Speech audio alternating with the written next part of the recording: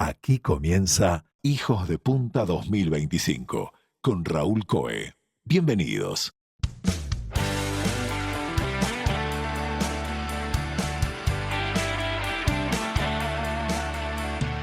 Amigas, amigos, bienvenidos a Hijos de Punta. Hoy tenemos una invitada que realmente nos enorgullece poder presentarles para que la conozcan, porque todo lo que tiene para contarnos nos va a sorprender. Ella viene del mundo de la matemática, del mundo de la docencia, del mundo de la divulgación y en particular tiene una voz realmente fascinante y una mirada muy interesante acerca de todos estos temas de cómo contamos la ciencia, de cómo presentamos las ciencias duras a los chicos, a las personas jóvenes, los temas de género y de la mano de eso si no estaremos condicionando en parte las capacidades de captación de los más jóvenes. Vamos a ver de qué se trata todo esto.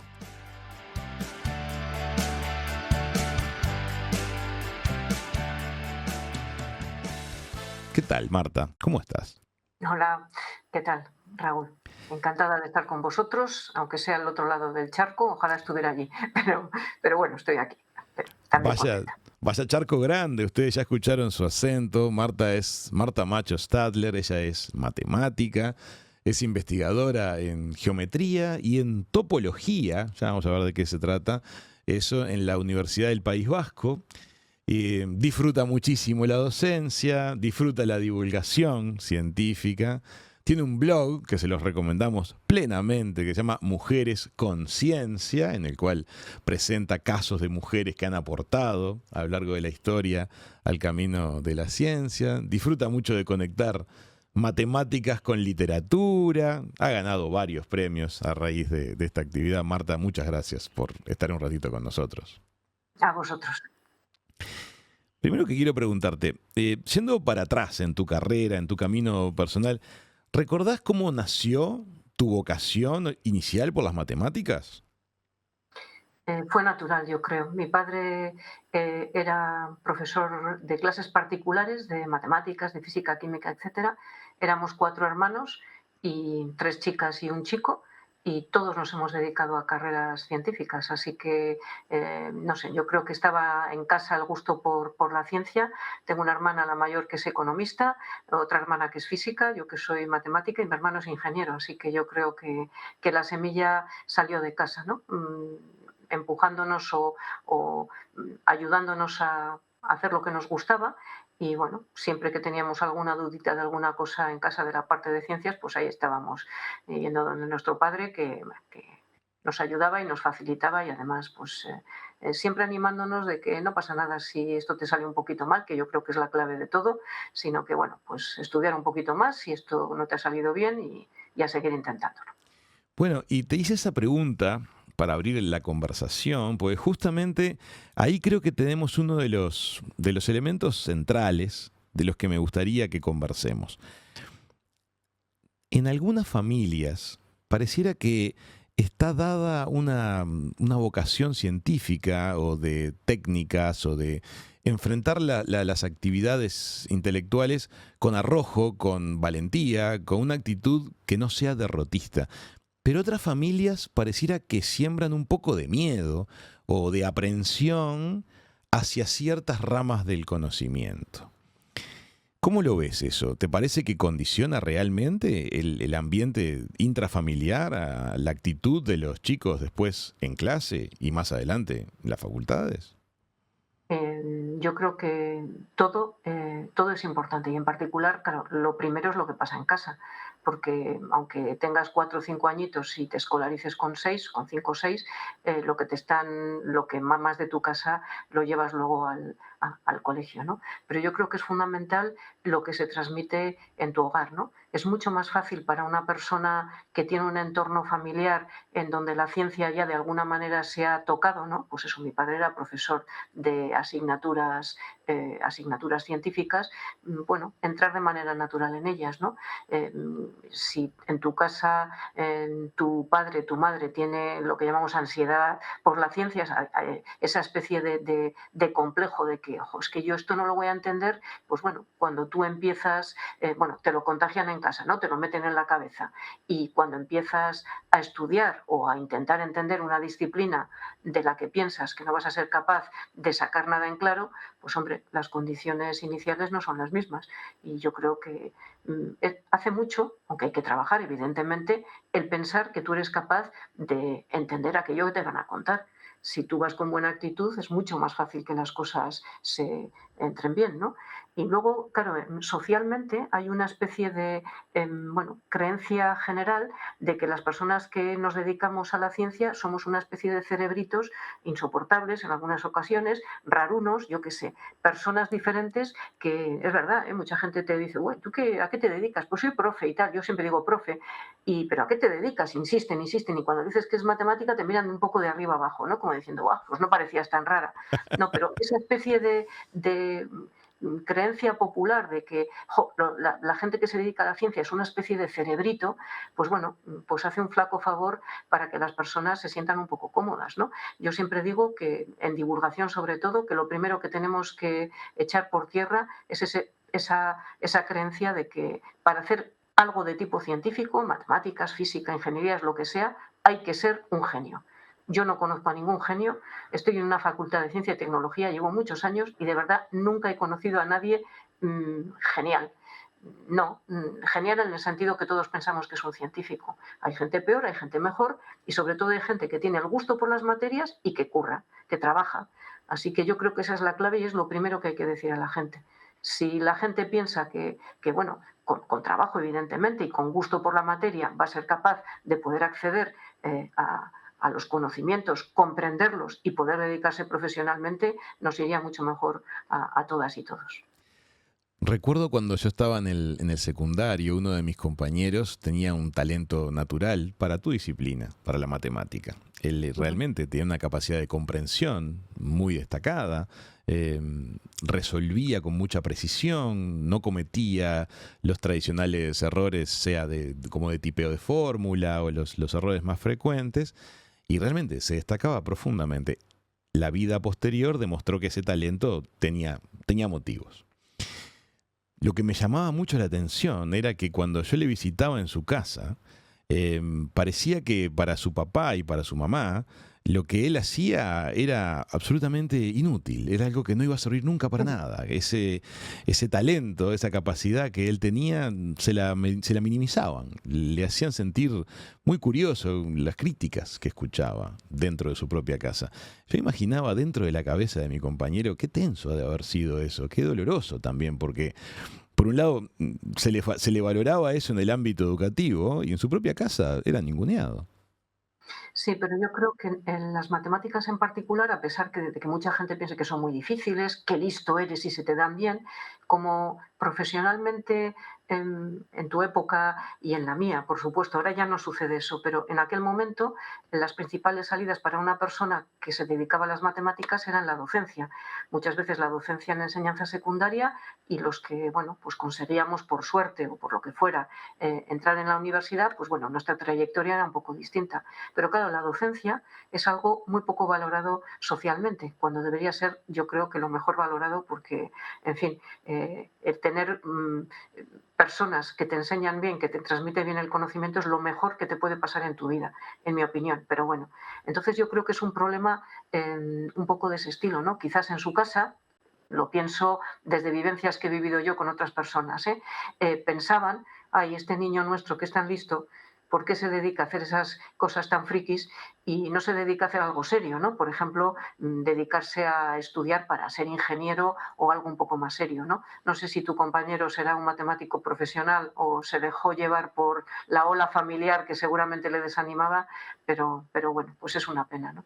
No se dejó llevar, lo aplicó a los campos de la programación y le fue infinitamente bien en esa área, pero definitivamente me pregunto si no también tiene mucho que ver el tema de los referentes que cada generación tiene a la hora de ver posibles futuros para sí misma.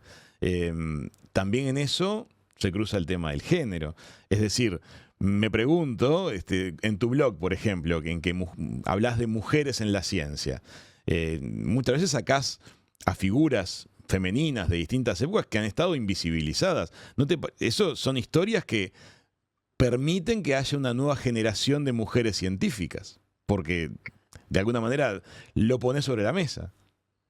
Sí, bueno, tener referentes es importante, no es lo único importante, porque en nuestro caso, a muchas de las personas como yo que nos hemos dedicado a carreras científicas, cuando nos preguntan si teníamos algún referente de científicos, científicas que nos inspiró en el momento para elegir la carrera, es cierto que no lo teníamos. Eh, no lo tienes.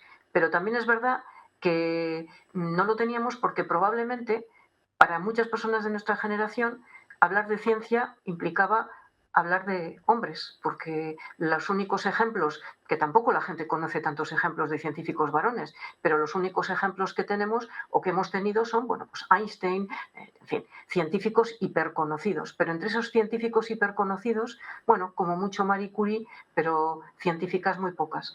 Yo creo que los referentes son importantes porque ayudan a normalizar un tipo de actividad como la actividad científica que te permite ver que hay colores diferentes, sexos diferentes, personas de diferentes lugares con intereses diferentes, es decir, como en cualquier otra profesión. Eso es importante, pero yo creo que, aunque yo trabajo precisamente en los referentes, todo es importante, es decir, es importante el momento que te toca vivir. Las matemáticas en aquel momento que a tu amigo le desanimaron, era una carrera poco valorada socialmente. ¿Por qué? Porque, en fin, no ibas a tener una carrera exitosa en el sentido de ganar muchísimo dinero. Es un programador exitoso y, bueno, ganará mucho dinero y a lo mejor con el paso del tiempo, igual en un momento pensará, igual me hubiera gustado hacer matemáticas y dedicarme, o no, eso es lo de menos, ¿no? Pero es cierto que no solo son los referentes, tu entorno, el entorno familiar primero, el entorno social después, lo que sucede en tu centro escolar, con quién te juntas, con quién te relacionas, tus vivencias, tu nivel social, es que todo tiene mucho que ver con todo. Yo esos discursos de si quieres puedes, cada vez me parecen más horrorosos. Si quieres no puedes. Depende de muchísimos factores. Lo que hay que hacer es acompañar a las personas para intentar que cumplan sus sueños con trabajo.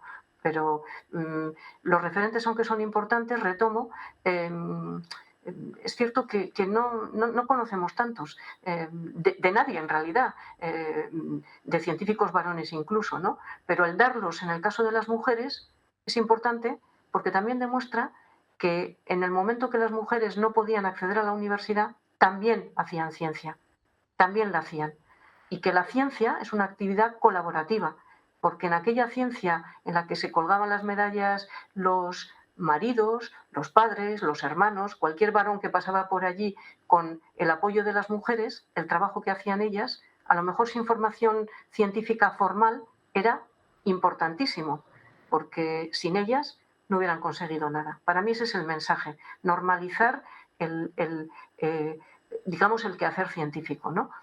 Darle el valor que tiene, pero desde la normalidad, desde la humildad. No es una actividad para gente muy sesuda, es una actividad para gente que trabaja y que tiene el gusto por desarrollar esa profesión.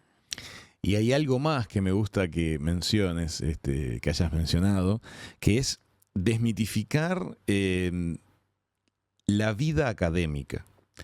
Hace unas semanas atrás, por ejemplo, entrevistamos a un biólogo del mundo académico de nuestro país que viene haciendo una maravillosa tarea desde hace varios años de investigación.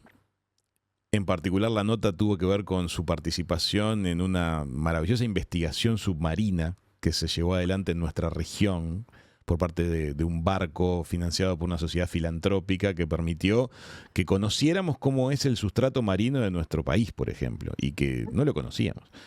Pero la charla adquirió una riqueza particular cuando nos dimos cuenta de que el camino de vida que venía haciendo nuestro entrevistado ha estado repleto de experiencias maravillosas a lo largo y ancho del mundo.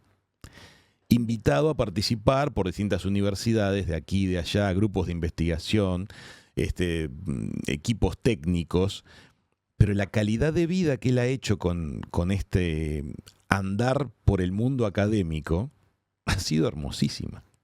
Ha sido bella, ha estado cargada de vivencias, ha conocido gente fascinante en el camino. Y eso me parece que es lindo, que pinchemos ese globo acerca de que la vida académica no es grata. Como que no es ni bien ni muy remunerada, ni entretenida.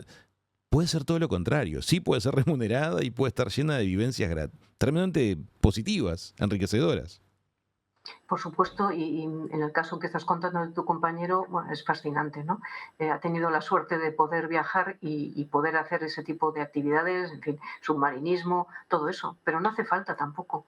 Me refiero que puedes tener una experiencia académica fascinante sin necesidad de viajar. Yo soy matemática teórica además, y para mí mi trayectoria académica también ha sido fascinante, con lo bueno y lo malo que tiene cualquier profesión, pero ha sido fascinante porque nuestro trabajo se hace siempre en contacto con otras personas y en ese ir y venir, viajando algunas veces, no como tu compañero, por supuesto, pero viajando o no, me refiero en el contacto personal con las personas, trabajando con ellas, a veces en jornadas sesudas donde no te sale nada y todo esto que hemos pensado, pero en ese qué hacer, el camino es maravilloso, aunque no te salgan las cosas tan rápido como tú quieres, pero se disfruta muchísimo, se disfruta con el contacto personal y con el contacto intelectual también, el mero contacto intelectual.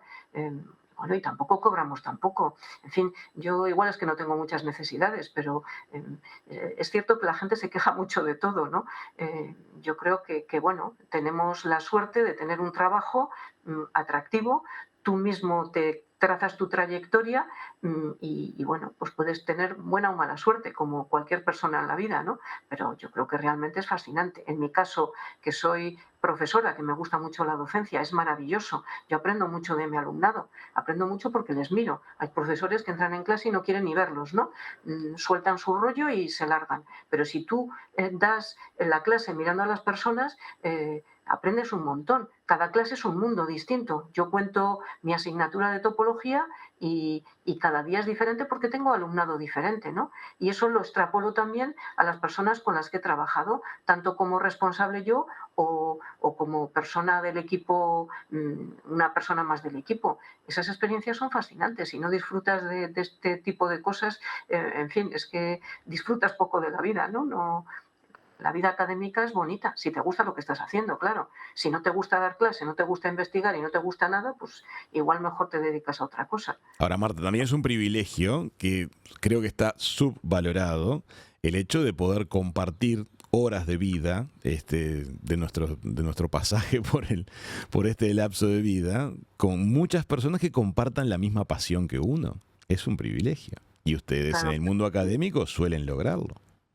Y además, yo siempre digo que también es un privilegio. Yo llevo 40 años trabajando en la Universidad del País Vasco, 40, y mis alumnos y alumnas son siempre de la misma edad. Y no me frustra para nada, porque claro, el tipo de relación que yo tengo como alumnado, como persona ahora pues mucho mayor, que podía ser su abuela, no es el mismo que cuando yo era muy jovencita. Yo empecé a trabajar con 23 años en la universidad, pero yo diría que ahora es más gratificante, porque como docente, como comunicadora, como investigadora, como matemática, tengo una experiencia vital muy grande y ver a un alumno o una alumna con su momento ajá es lo mejor que te puede pasar en la vida. Cuando consigues que una alumna o un alumno de repente diga, mierda, si me ha costado entender, pero tú eres capaz de transmitir, de ser la facilitadora para que lo entienda, a mí eso me pone los pelos de punta, de verdad. Es maravilloso. Y igual que eso pasa en el aula, pasa cuando en un momento de investigación duro, pues acabas de entender algo que a lo mejor tú no lo habías entendido o alguien, pero estabas, esos momentos son fascinantes, que no ocurren continuamente, porque si no estaríamos, bueno, estar todo el día disfrutando también es excesivo, ¿no? Pero esos momentos hay que valorarlos un montón y que son sencillos y hay gente que piensa, qué tontería. Bueno, pues para mí son los mejores momentos de mi trabajo. El momento ajá, el descubrimiento, el disfrute, es maravilloso. El momento ajá. Qué linda expresión esa. Marta, llevas muchos años en la docencia y también en la divulgación. Me gustaría que me cuentes qué cambios has visto en tu alumnado a lo largo de las décadas. ¿En qué direcciones has visto cambios a positivo y cuáles te preocupan? Hombre, me preocupa, yo creo que el alumnado de ahora es más inmaduro en general, ¿no? Yo creo que son personas muy protegidas por su familia y por el entorno y llegan a la universidad prácticamente habiendo tenido hasta su época de bachillerato, los últimos años de la enseñanza secundaria, eh, una protección excesiva. Y cuando llegan, yo no pienso que sean peores que las generaciones anteriores, pero tienen quizá esas capacidades que se necesitan de individualidad, digamos, búsqueda, ¿no? De buscarse las cosas sin necesidad de que me las diga el chat GTP, que eso es un problema muy gordo. Esas capacidades no las han desarrollado bien, no se han entrenado. Para mí es entrenamiento. En la vida todo es entrenamiento y ese entrenamiento no lo tienen. Y para mí eso es muy grave porque cuesta que aprendan, no porque sean menos inteligentes, sino porque el entrenamiento previo que deberían tener para ser críticos, para aprender con un poco de autonomía, no lo tienen. Entonces les cuesta arrancar. Ese es Entonces un problema muy grande. es como un entrenamiento de la curiosidad bien dirigida el que estaría faltando. Sí, la curiosidad y además también la capacidad de frustración, porque se frustran muy deprisa.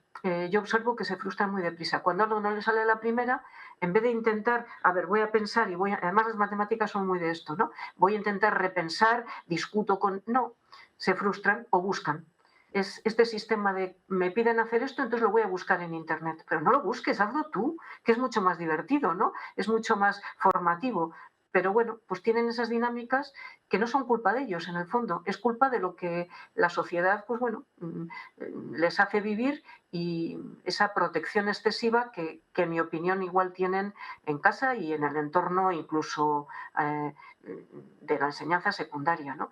Eso para mí bueno, me da pena porque empiezan a arrancar y a disfrutar de las matemáticas, por ejemplo, en mi caso, mucho más tarde. Y luego me apena que es una generación con poca ilusión, les veo yo.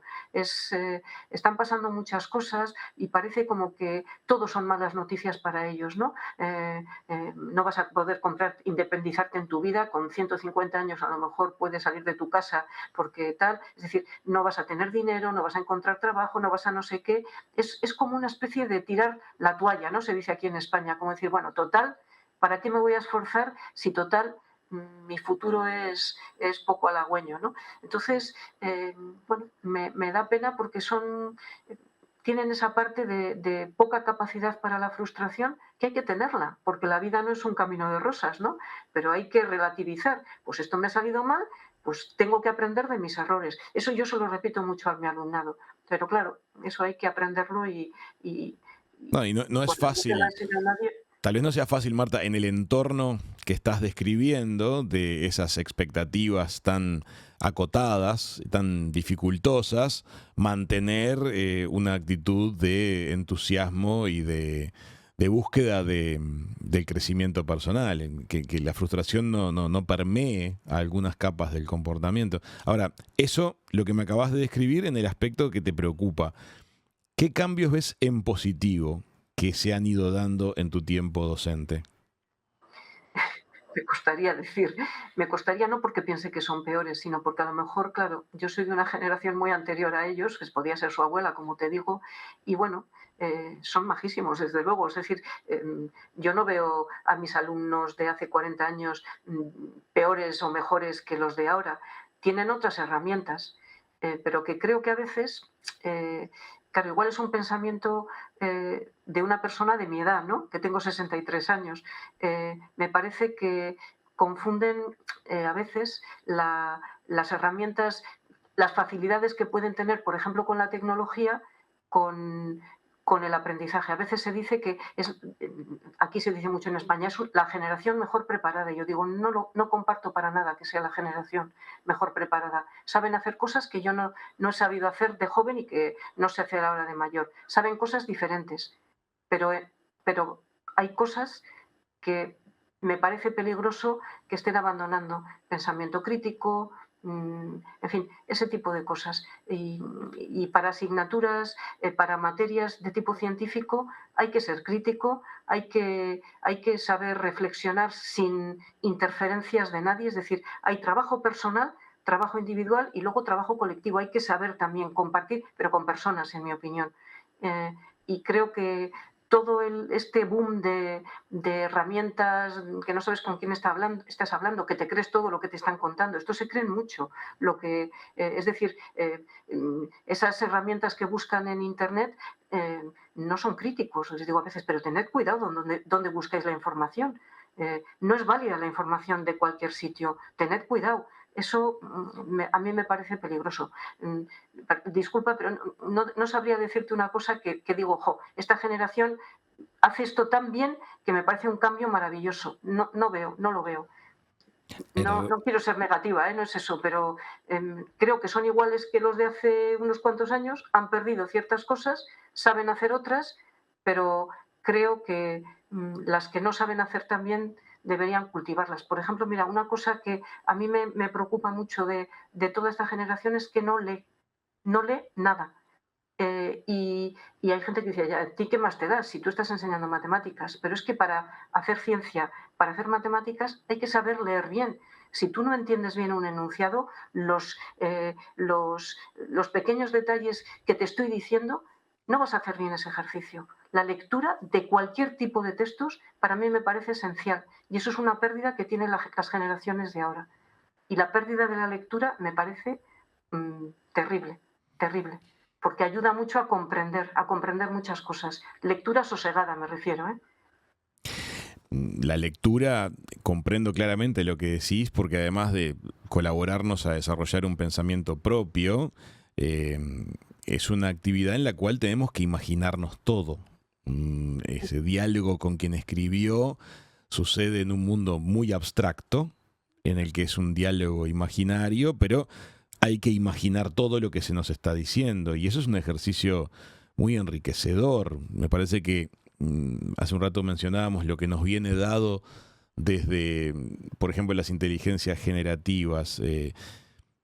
Si lo que recibimos son resúmenes y conclusiones, no estamos ejercitando el músculo justamente del discernimiento, de recibir y ver con qué nos quedamos de todo lo que recibimos, que nosotros seamos los que en todo caso nos demos el lujo de hacer el resumen. Pero comprendo, me interesa ese puente que haces entre eso y la matemática. No tenía claro que dificulta los procesos de análisis matemático no tener desarrolladas adecuadamente esas habilidades que vienen de la lectura. Sí, porque en las matemáticas se hacen con pura lógica, pero tú tienes que entender muy bien aquello que te están diciendo que tienes que hacer en un ejercicio. Algún alumno mío me ha dicho alguna vez en un examen, le digo, pero no has leído el ejercicio completo, y te dicen, es que como tenía 3 líneas, en la segunda ya me he cansado. Yo digo, oye, que te estás jugando la nota, ¿no? Bueno, eso es una anécdota, pero en matemáticas, en ciencia, hay que entender muy bien lo que se está haciendo.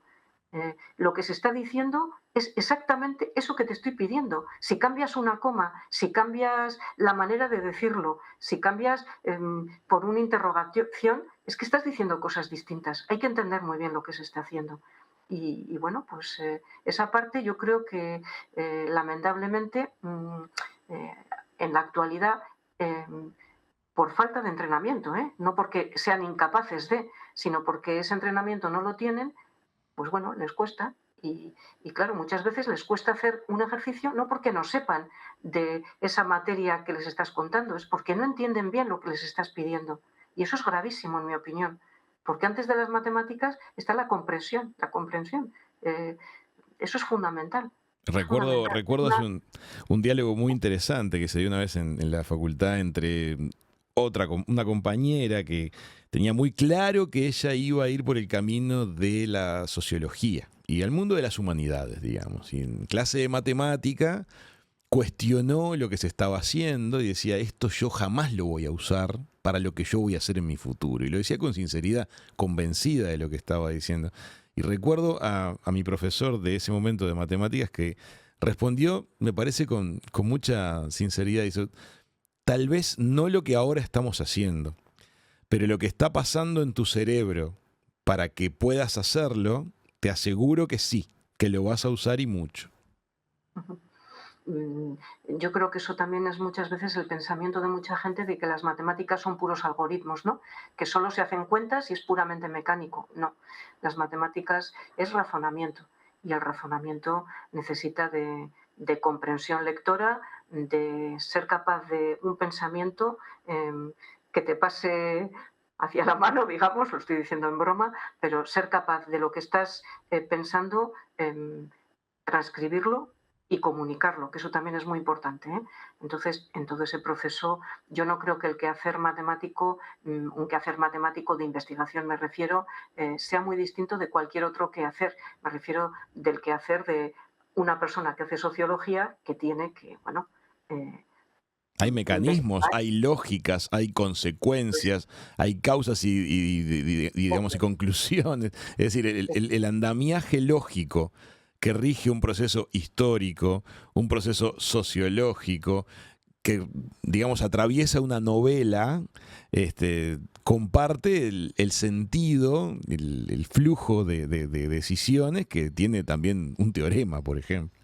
efectivamente. Lo hacemos, es decir, lo utilizamos para fines diferentes, pero entiendo que el pensamiento, en fin, cada formación, eh, cada carrera, cada grado, te entrena de una manera para que aprendas a desarrollar ciertas capacidades.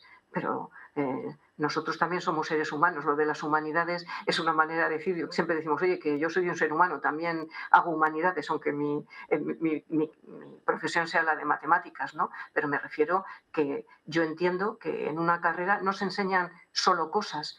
Las cosas que te enseñan se olvidan en un porcentaje enorme. Se olvida mucho.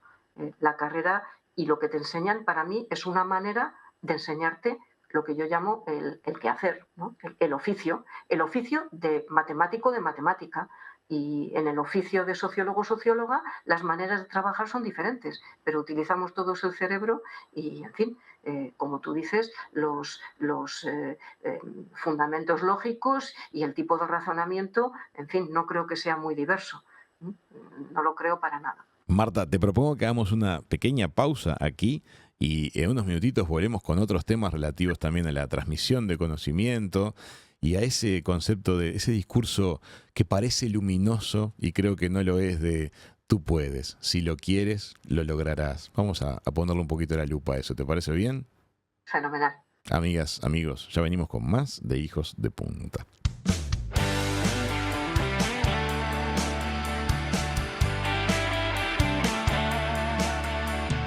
Amigas, amigos, estamos en Hijos de Punta, estamos comunicándonos con España, con el País Vasco. Allí estamos conversando con Marta Macho Stadler. Ella es matemática, es docente, es una divulgadora en España de todos estos temas, pone sobre la mesa cuestiones relativas a cómo se transmite el conocimiento de generación en generación, levanta algunas banderas amarillas para los papás, para los docentes, a la hora de ver cómo estamos sentando las bases educativas y los procesos de razonamiento en los más jóvenes. Y con ella estamos compartiendo la charla hoy.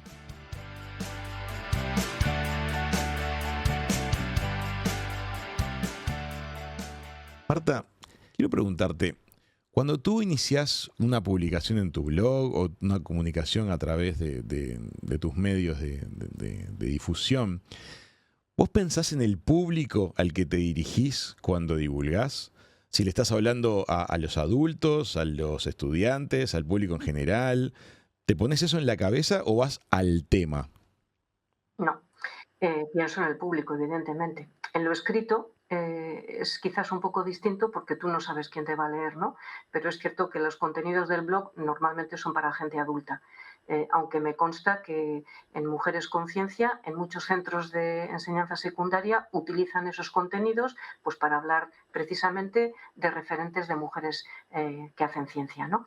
Pero hago mucha divulgación, es lo que más me gusta, de hecho, el contacto con las personas y doy clase, por ejemplo, en España hay una cosa que se llama el aula de la experiencia, que es aula para mayores de 65 años, que han estudiado en la universidad y se han jubilado o directamente que no han podido estudiar. Ajá. Y ese público, doy clase de matemáticas, pero son charlas de divulgación, no, voy a decir, no es como cuando doy clase en la universidad.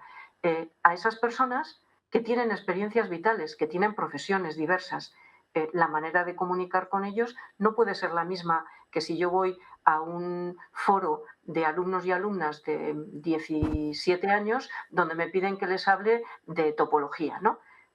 También hablo de topología en el aula de la experiencia, pero la manera de hablar es diferente porque mi público es distinto. Tienen vivencias diferentes. Y además, mientras estoy dando la charla, como soy mayor y tengo experiencia en esto, miro mucho a la gente. ¿Por qué? Porque si alguien, digamos que la gente expresa sus sentimientos y lo que está pasando de manera inconsciente. Si tú miras a las personas a las que te diriges y ves que alguien hace, no sé, se empieza a poner nervioso, no te ha entendido algo, yo puedo inmediatamente reconducir lo que estoy haciendo, ¿no? Miras un poco y dices, bueno, a lo mejor hay alguien sin señalar, ¿no? Hay que ser muy respetuoso con las personas a las que te diriges. Desde luego no se puede hacer divulgación pensando en que tú eres la reina del mambo y que el que está allí no sabe nada y entonces con un sentimiento de superioridad, ¿no? Hay veces que hay gente que dice, es que no entiendo bien lo que me cuentas porque lo que estás contando, sobre todo en el aula de la experiencia pasa con mujeres, ese sentimiento de que yo no entiendo y es mi culpa. Y yo siempre les digo, si tú no entiendes algo de lo que estoy contando, la culpa es siempre mía, porque no he sabido poner, es decir, explicarte lo que te tengo que explicar de la manera que tú puedas entenderlo. Eso es un problema que tengo yo, no que tienes tú. Entonces hay que adaptarse al público que tienes. Si no, no estás divulgando. Si no estás repitiendo una lección como un loro. Y Qué no. rico lo que estás contando de el aula de la experiencia y esa oportunidad de tener como alumnos a personas realmente mayores. Debe ser todo un contraste para ti tener un alumnado de gente mayor y luego un alumnado de jóvenes, pocas horas después, ¿no? Porque son sensibilidades distintas. Es maravilloso, porque la gente joven tiene poca experiencia y normalmente te discute poco, pero los del aula de la experiencia te discuten todo. Es divertidísimo, es Mira. divertidísimo. Y te discuten y levantan la mano y dicen, oye, profe, desde el respeto, me refiero, es muy divertido. Yo no estoy de acuerdo con lo que estás diciendo. Ellos quieren entender y te discuten y te discuten. Y hay veces que dices, madre mía, me lo están poniendo difícil, pero es completamente diferente. Las maneras de acceder a ellos y de darles la clase es completamente distinta, pero enriquecedora en los dos casos, porque aprendes de cualquier manera, con las preguntas que te hacen, con lo que protestan a veces porque estás contando algo que no se lo creen. En matemáticas hay muchas cosas muy abstractas que tienes que contarlas con metáforas. Muchas veces me refiero a los del aula de la experiencia y a veces te dicen, no me lo creo, no me creo eso. Uno de los conceptos más complicados que hay es el concepto de infinito, ¿no? Pero claro, nosotros no hay nada en nuestra vida cotidiana que sea infinita. Entonces, pues a veces eso, utilizas alguna metáfora y te dicen, pero eso que estás contando no existe. Y digo, ya, yo no te estoy diciendo que existe, pero es una manera de que entendamos esto que es duro, pues que lo entiendas, pues si hago un símil, ¿no? Algunos se enfurruña un poco, pero es muy, muy divertido y se aprende mucho. Interesante. Me pregunto, experiencias de la vida cotidiana o de alguna manera experiencias de vida que uno ha tenido en las cuales quede confrontado a la experiencia del infinito. No son nada frecuentes, estoy haciendo memoria. Una vez recuerdo el impacto que tuve estando frente a las cataratas, a unas cataratas. Y tuve una sensación curiosa de algo que parecía estar sucediendo desde hacía milenios y que seguramente suceda por muchos milenios más. Desde mi tiempo de vida es un infinito y no se detiene de noche y es como que siempre están allí. No son nada frecuentes ese tipo de reflexiones en las que algo de la matemática se nos cruza con la cotidianidad. O tal vez para ti lo son. No, porque mira, para mí yo nunca diría que eso es infinito. Claro, eso es de formación profesional. Eso es grande, grande en el tiempo y Es claro. extenso. No, pero es verdad, ¿no? En fin, decir que eso es infinito es porque mi percepción es que aquello va a durar tanto en el tiempo después de que yo desaparezca, pero no hay nada infinito. De hecho, el mundo se creó en cierto momento, el famoso Big Bang, y en cierto momento parece que colapsa y se irá todo a la porra, ¿no? Con lo cual, pues lo siento, vamos, no es que sea, pues pasará así seguramente. Y eso pues durará un tiempo enormemente grande, pero ser grande no significa ser infinito. Explicar ese tipo de cosas es complejísimo, porque, claro, el infinito es un concepto, no es algo que podamos tocar. Es un concepto que utilizamos en nuestro lenguaje cotidiano, como muchas otras cosas que decimos que no son correctas en el fondo, ¿no? Pero bueno, tampoco pasa nada, ¿eh? Me refiero que yo no soy una purista del tema. A mí, si tú me dices que te parece que las cataratas son infinitas, me parece maravilloso, como alguien que dice veo irse el tren hacia el infinito, ¿no? Pues es precioso, además. No se va hacia el infinito, Tú se va sabes hacia la que, siguiente ciudad, que está muy lejos, pero está allí, a distancia finita. siendo que tú tenés esta formación matemática tan particular y que además lo cruzas con la literatura, hace unos años atrás tuve una linda vivencia de compartir mucho tiempo con un cliente que era ciego de nacimiento. Y yo me daba cuenta de la enorme cantidad de palabras que nosotros utilizamos en forma cotidiana que no tienen un correlato tangible, que son del mundo de la abstracción. Bueno, todo ese universo, para una persona que es ciega de nacimiento, es un mundo muy fértil y le genera muchas curiosidades, porque la abstracción es algo muy natural para ellos. Es una de las dificultades, después aprendí, que tienen las personas sordas de nacimiento. Les cuesta muchísimo extender ese puente. Pero la importancia de la abstracción, de la capacidad de abstracción y de desarrollar la capacidad de abstracción, atraviesa luego toda nuestra existencia y termina siendo la diferencia en que sea de alta calidad, que podamos acceder a la poesía, a los símbolos, a eso más intangible justamente, a la belleza de lo intangible, y que no nos quedemos en lo concreto. Y hay mucha gente que no tiene claro que esa capacidad de abstracción se desarrolla estudiando matemáticas. Bueno, pues fíjate, yo que soy topóloga, la topología es como una especie de geometría donde no hay números, sino que importan las formas de los objetos. Pues hay un colectivo de matemáticos que han hecho unas aportaciones importantísimas a la topología que eran ciegos. Mira, ¿Por qué? Porque además lo dicen, está muy estudiado, que la única manera de imaginarse aquel conjunto tan extraño que ha podido aportar avances en topología, en lo mío, era imaginándolo solo en su cabeza. Entonces, la ceguera, para ciertas personas con formación, o sea, no cualquiera, ¿no? Pero les permitió, pobres, les permitió imaginarse cosas en sus cabezas que probablemente con un lápiz y un papel, si hubieran intentado hacer lo mismo, imaginárselo de manera más concreta, no se lo hubieran imaginado nunca. Así que se necesita muchísima abstracción. Las matemáticas, la matemática teórica sobre todo, necesita de una creatividad impresionante. Eh, mira, ese aspecto rara vez está justamente mencionado. La capacidad de creatividad dentro de las matemáticas. Es que si no, no se avanza. Hay una parte mecánica en las matemáticas como en cualquier otro tipo de disciplina, pero crear en matemáticas, avanzar, demostrar un teorema, necesita que seas creativo. Un teorema importante, claro. Si, en fin, hay cosas que se demuestran de manera muy sencilla, pero los grandes avances de las matemáticas, los conceptos interesantes, se han realizado con personas que en un momento dado, bueno, pues tuvieron una idea brillante, a veces por casualidad o a veces porque llevaban pensando mucho tiempo en un tema y de repente en una charla de otra persona de un tema completamente diverso, ¡clac!, se enciende esa lucecita que dice el momento ajá, ese que, ajá, esto a lo mejor me puede ayudar a solucionar ese problema que yo tengo, ¿no? Claro que se necesita de una creatividad impresionante. Ni peor ni mejor que si se está haciendo una obra de arte, escribiendo un libro, pintando un cuadro o componiendo una sinfonía. Es diferente, pero también cuando se hace una sinfonía se planifica.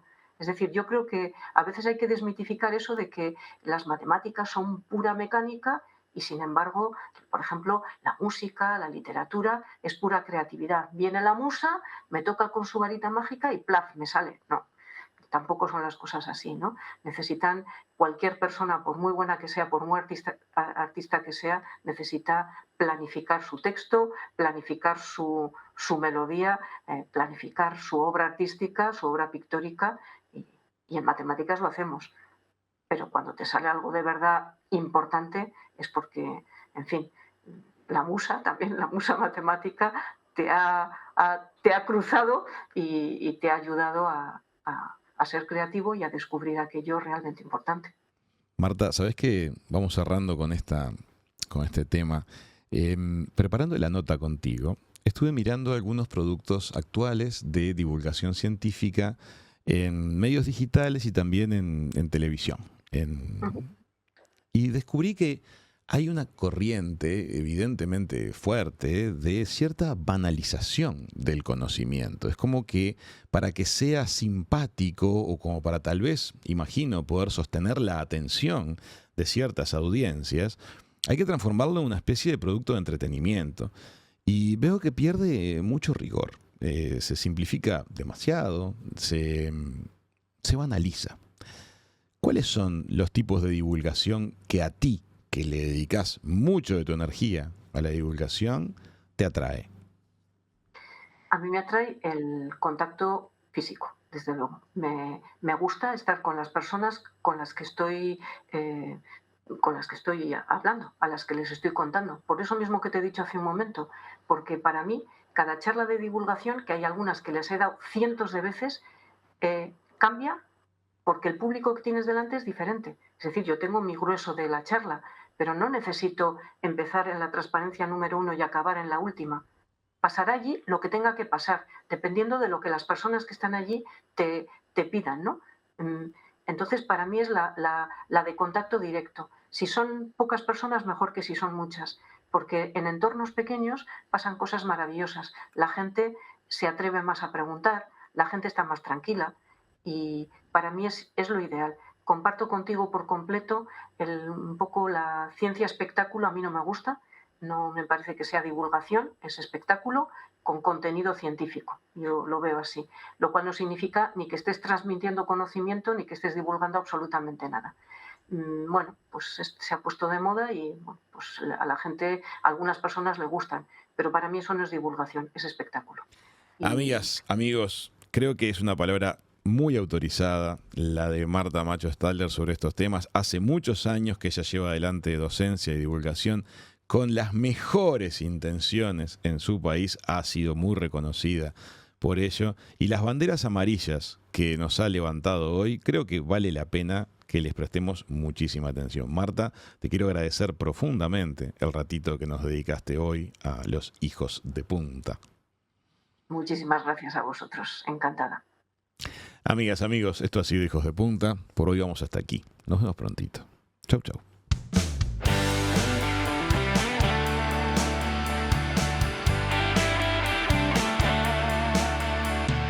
Siempre que quieras, las entrevistas de Raúl Coe están en Spotify, YouTube y en hijosdepunta.com.